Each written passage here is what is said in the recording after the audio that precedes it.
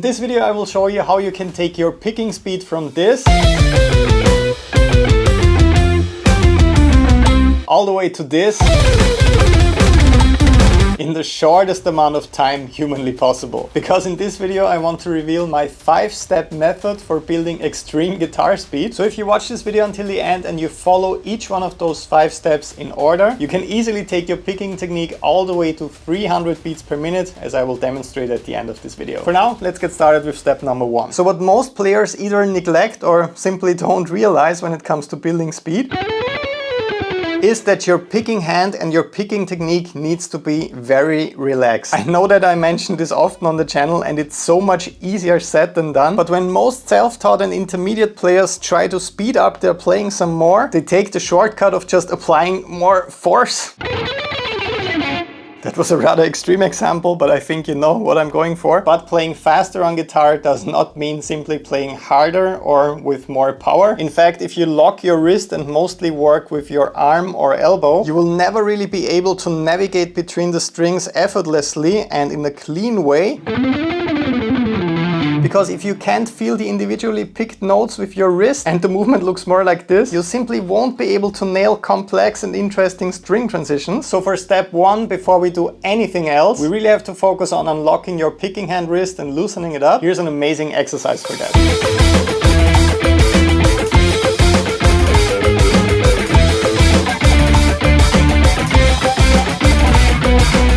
So for this cool sounding exercise or riff, I was just working with octave intervals and I was placing dead notes in between to get a percussive element in. That allows you to really hear if you're on the grid with this exercise.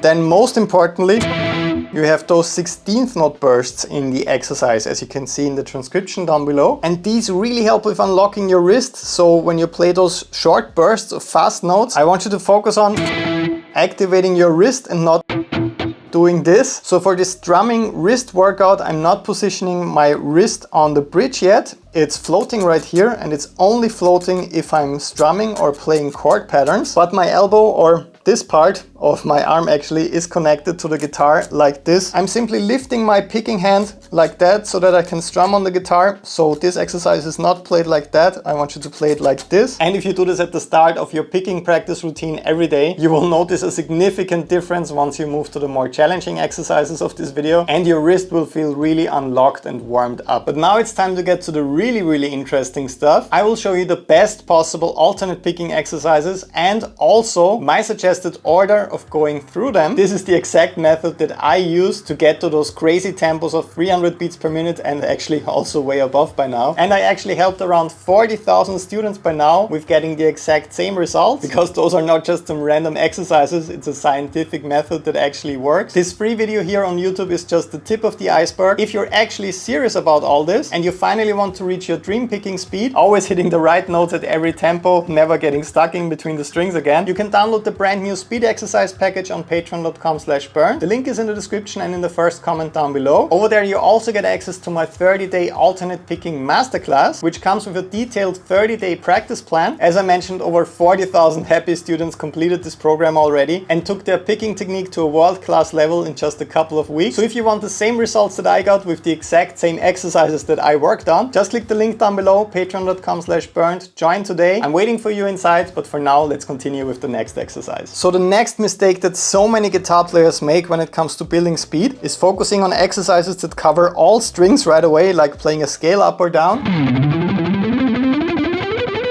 And classic picking exercises like that are perfectly fine for your daily endurance routine once you actually build your technique. But if you're still pushing for speed, you should not go for big exercises like this one right away. For step number 2, you want to focus on just one string, like the G string for example. And you also don't want to pick for, I don't know, 5 minutes straight or something like this, turning it into an endurance workout right away. The next step, so step number 2 that you need to go through, is working on short speed bursts on one string. Here's how that sounded in my personal practice routine at a relatively fast tempo, 120 beats per minute with 16th note triplets.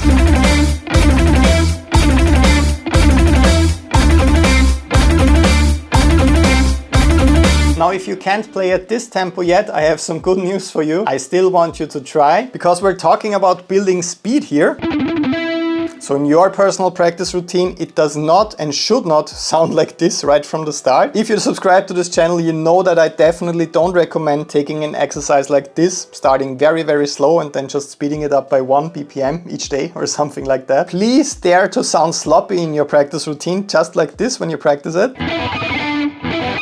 Of course, that doesn't sound great, but only if you play short speed burst exercises way too fast like this, you'll actually get a feeling of how the fast picking movement should actually feel like once you can perform it clean at this tempo. So when you download all of your practice files for this second step, so for this second exercise with the practice package on Patreon, I want you to mainly work with the fast play along videos and backing tracks that I recorded for you, even if you can't play at this tempo yet, because in order to play fast, you need to step out of that comfort zone as fast as possible. Don't let any form of practice perfectionism hold you back from actually making progress. You want to sound sloppy in your routine. That means you're actively challenging yourself, and that means you should get better every single day. Now for step number 3, you slowly want to introduce the next challenge. Once again, instead of going for a complicated big workout like playing a full scale all over the neck across all strings, you will just introduce the next challenge, which is string transitioning. For the next speed burst exercise, we're just gonna introduce one string transitioning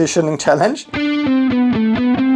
So we will have one note on the G string that you have to play repeatedly, while the rest of the notes are located on the D string. So you have to jump between these strings a bit.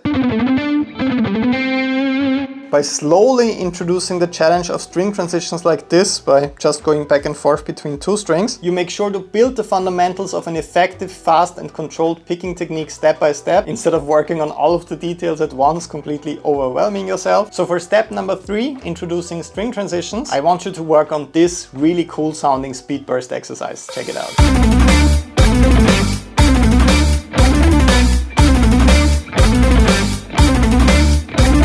If you're having problems with getting clean results with this exercise, so you kind of get stuck between the strings like this, think about the picking angle for those string transitions. So is the tip of your pick facing upwards like this when you're playing, or is it facing down like this to the floor? In order to escape from in between the strings after, the tip of the pick should actually be pointing down, so that the pick is moving away from the guitar and not up, because right now I'm stuck in between the strings. So the picking angle should look a bit more like this.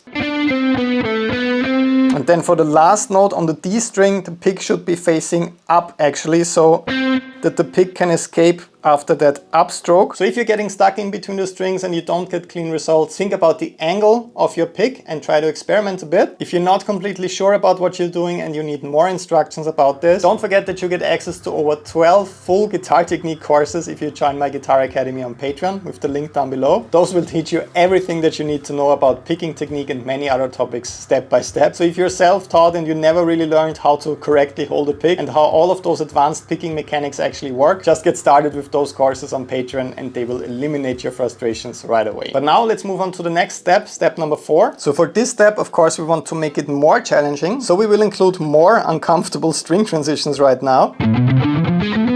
You will have to play a scale phrase ascending and then descending. The tricky thing with 3-note per string patterns like this is that you always have to escape between the strings differently if you just play them up and down. So for example, you're just playing 3 notes on the E string, which means you have to escape from in between the strings after downstroke, then 3 more notes on the A string, and now you're starting with a different stroke, with an upstroke, so you're also ending with a different stroke.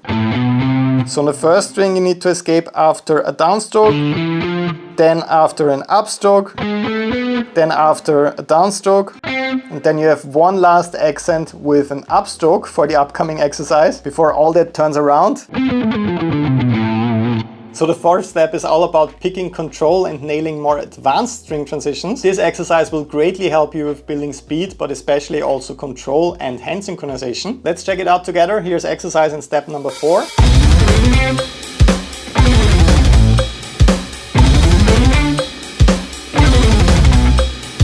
So with this one, I especially want you to focus on the first note that you're playing, because when most guitar players focus on building speed, they're actually really rushing, so they're playing in front of the click. because they feel like, oh, this phrase is really fast, so they often play it way faster than it actually is. As you can see in this exercise, there's a pretty long break after each scale phrase. So aside from the hand synchronization and escaping from in between the strings, getting really clean results, I also especially want you to focus on timing and not starting ahead of the click or behind the click. That's how you can really bring your fretting hand and your picking hand together for perfect hand synchronization. But now let's talk about step number 5. This one is all about really building speed and pushing your technique and your playing to a level that you're not comfortable with yet. This time not just with a small speed burst exercise, with a bigger scale exercise that has a couple of breaks in there. So with this one you will push a little bit for endurance as well, aside from going way beyond your comfort zone with your picking speed. So this 5th step will only work if you spend some time at all the other levels before it. Please do not skip to this one right away. This one is all about building extreme guitar speed. As the name suggests, not something you should start out with when it comes to your picking technique. Here's the exercise that I can personally really recommend when it comes to this.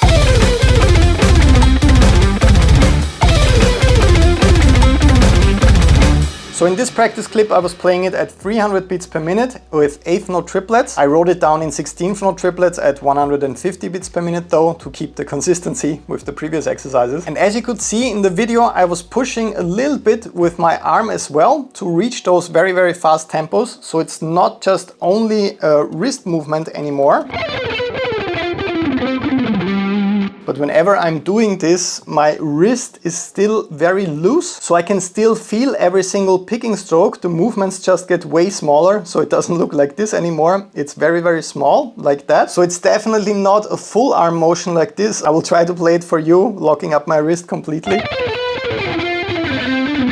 Yeah. It sounds pretty violent. When I play like this, I can't feel the individual notes anymore. My hands are not in sync because I can't feel the individual picking strokes. And I'm also generating a ton of unwanted noise because I can't elegantly transition in between the strings. I can't really think about my picking angles and all that. So when you finally arrive at exercise number 5 and step number 5, really push yourself with the exercise. I also want you to try it at 300 beats per minute in your practice routine. Remember, it's not supposed to sound great right away. Please allow yourself to sound sloppy. Just make sure to unlock your wrist before that. Make sure that you're properly warmed up, because this only works if you can still feel the individual notes. It does not work by just pushing super hard with your entire arm and flexing your muscles. I don't really have any, but anyways. Right now is the time to head over to patreon.com/burned to download the full package and to start your journey to 300 BPM today. No more excuses when it comes to your picking technique. I know that you really want this, and I'm making this very, very easy for you. This is a structured path that you can follow. You just have to download the practice package, work on steps 1 to 5 with all the amazing practice files that are made to assist you in your routine. And at the end of it, you will finally reach your dream picking speed if you're consistent and if you actually put the work in. So I'm waiting for you over on Patreon. Download all of your files. Just click the link below, become a member today. Can't wait to meet you over there. Thanks for watching. See you in the next video, and bye bye.